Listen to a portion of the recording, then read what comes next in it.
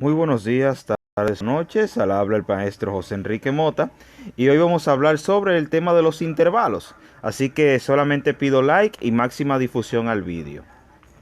Entonces, antes de empezar a tratar el tema de los intervalos, es importantísimo que nosotros veamos el concepto. Entonces, surge la pregunta, ¿qué son los intervalos? Bien, propiamente dicho, un intervalo es un conjunto de números reales que se encuentra comprendido entre dos extremos. Un extremo va a ser A y otro extremo va a ser B. También puede llamarse a un subconjunto de la recta real o de la recta numérica. ¿A qué hace referencia esto? Los intervalos son formas de representar conjuntos de números, es decir, una pequeña agrupación de números. Y ese pequeño conjunto va a estar limitado o delimitado por dos valores. Un valor va a ser A y otro valor va a ser B. Es decir, yo voy a tener un valor o cota inferior y un valor o cota superior.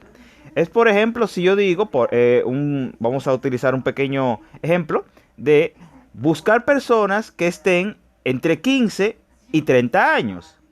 Entonces, eso de forma gráfica sería un intervalo. ¿Por qué? Porque yo estoy haciendo alusión a un subconjunto o a un pequeño conjunto de personas que está comprendida entre las personas que tienen una edad de 15 hasta la que tienen una edad de 30. Entonces, el menor de los valores o el menor de las cotas haría el de A. Por ejemplo, en este caso, utilizando el mismo ejemplo, sería 15. Y el valor superior haría de B o de cota superior. Es decir, el valor más grande haría de límite superior. ¿Qué significan los intervalos? Bueno, que dependiendo, yo puedo buscar personas que estén única y exclusivamente en ese rango de edad, es decir, de 15 a 30. No puedo buscar personas que sean más grandes que 30, pero tampoco más pequeña que 15. Por ejemplo, una persona de 14 años no entraría dentro de ese intervalo, debido a que lo más pequeño que puedo admitir es de 15. Y así sucesivamente, una persona de 50 años tampoco cabría dentro de ese intervalo porque excedería el límite superior. Ahora bien, a partir de ahí hay varios tipos o varias clasificaciones de intervalos. Las clasificaciones son las siguientes, miren. Existen 4 tipos de intervalos matemáticos. El primero es abierto, cerrado, semiabierto e infinito. Entonces, vamos a proceder de forma rápida a verlos todos y cada uno. El primer intervalo con el que nos topamos es con el intervalo abierto. De forma gráfica se representa de la siguiente manera. Una recta dentro de las rectas dentro de la recta numérica o recta real, y aquí yo voy a tener un valor A o cota inferior y un valor B, cota superior. Entonces, ¿qué cualidad tengo aquí? Bueno, sencillo. Veo que aquí tengo dos pequeños circulitos, pero que no están rellenos. También lo puedo ver de la siguiente manera. Yo voy a tener un valor A, un valor B. Esta es la forma básica en la que aparecen los intervalos. Un número o cota inferior, coma, otro número y cota superior, encerrado entre dos paréntesis. Bien, ahora bien, hay algunos libros de texto que no utilizan los paréntesis, sino que más bien utilizan los corchetes. Entonces, si lo quiero pasar esto a una notación utilizando corchetes, los corchetes deben de ir del lado opuesto, es decir, de forma abierta, es decir, colocarlos así. Si ustedes se fijan, los corchetes están en sentido contrario. Normalmente se colocan de esta manera. Sin embargo, como estamos tratando con un intervalo abierto, debe de representarse de esa forma, a fin de que se identifique que los valores o que ese intervalo se encuentra de forma abierta. ¿Qué significa o cuál es la característica fundamental de un intervalo abierto? Sencillo, que yo no puedo incluir a los valores extremos. Ejemplo, si yo, por ejemplo, utilizo un intervalo abierto, en el ejemplo que puse anteriormente, es decir, buscar personas entre 15 y 30 años, si el intervalo es abierto, yo no puedo incluir ni a las personas de 15 ni a las personas de 30.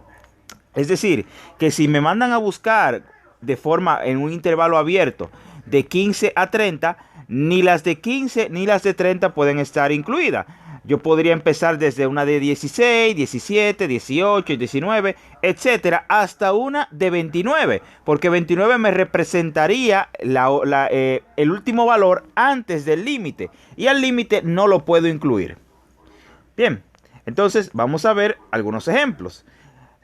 Como bien dije, un intervalo abierto se puede representar de dos maneras. O lo representamos así, como un corchete, perdón, como un paréntesis, o utilizamos los corchetes. Bien, ambas formas está completamente bien y válido.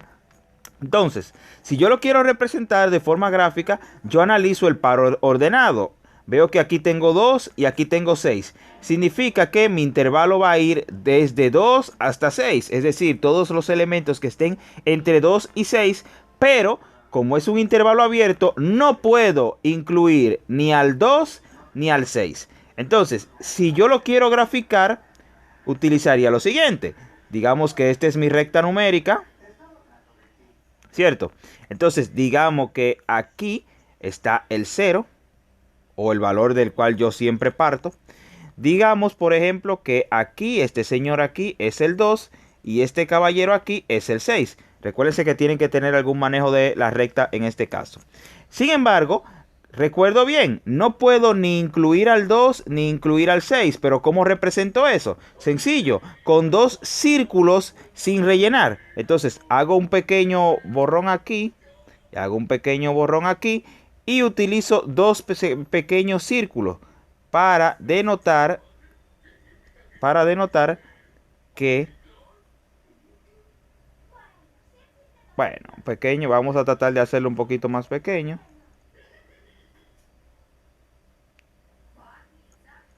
Aquí.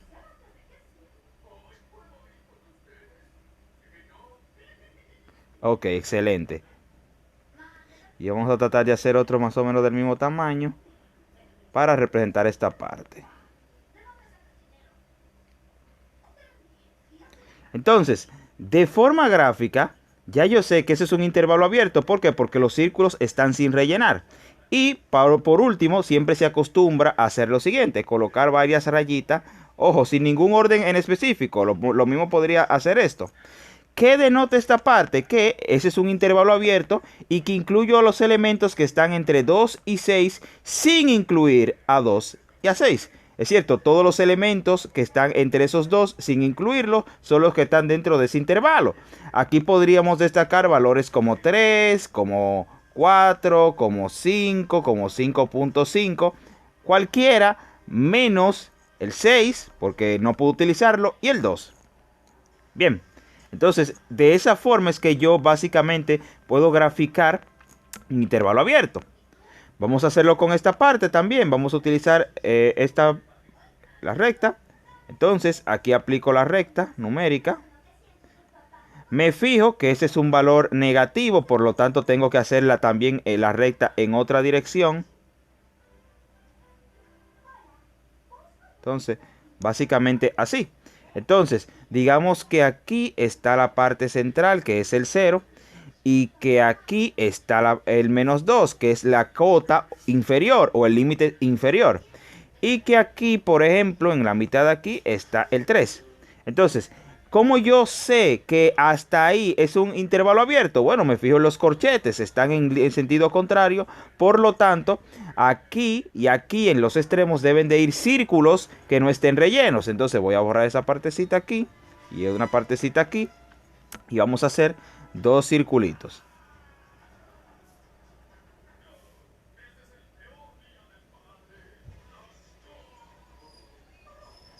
Aquí. Y vamos a hacer otro aquí.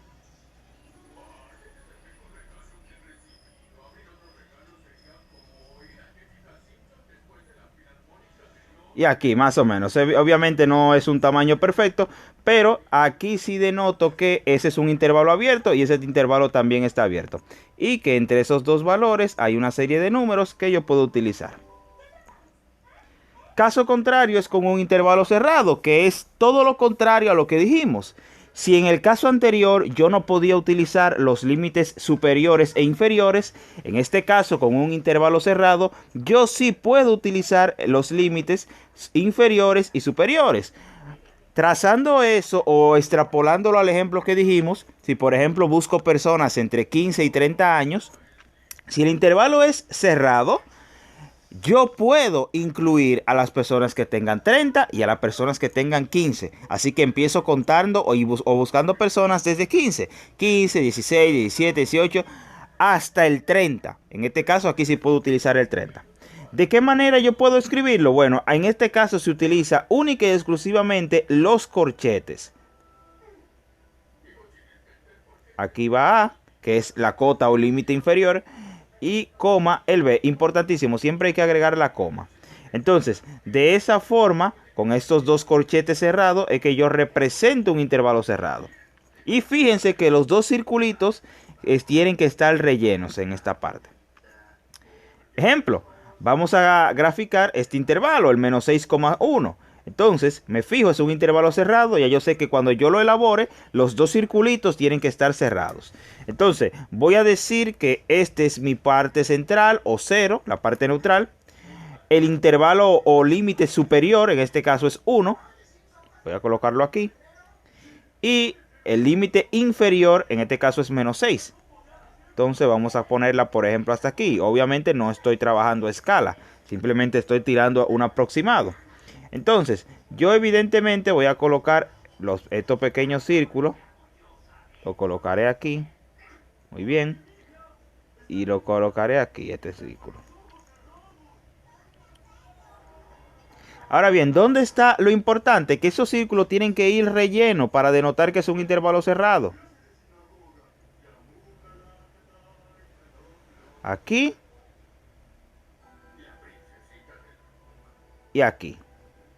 Entonces, con esa forma ya yo sé que el intervalo es cerrado. Entonces, por último, lo que siempre se acostumbra a hacer es rayar esta partecita para denotar que los elementos que están entre menos 6 y 1, incluyendo a menos 6 y 1, me forman este intervalo cerrado. Entonces, a partir de ahí, tenemos el tercer tipo, que es el intervalo semiabierto o el intervalo mixto, como se quiere llamar. ¿Pero por qué mixto? Sencillo, porque va a tener un lado que va a ser de forma abierta y una parte que va a ser de forma cerrada. Una parte que va a ser de forma abierta y otra parte que va a ser de forma cerrada. ¿Cómo se escribe? Bueno, se escribe de esta forma. Se escribe o con un corchete, perdón, o con un paréntesis y un corchete. Entonces, si el intervalo es semiabierto en A, ya yo sé que la parte abierta va a ser A, porque la parte A está acompañada de un paréntesis. Caso contrario, si es semiabierto en B, ya yo sé que la parte B es la que va a tener el paréntesis o va a estar abierto en B. También hay otra forma en la que se puede escribir, es utilizando solamente los corchetes. Si yo lo escribo de esta manera, eso denota que estoy abierto en A, pero cerrado en B. Y pasa el caso contrario también. Yo estoy cerrado en A,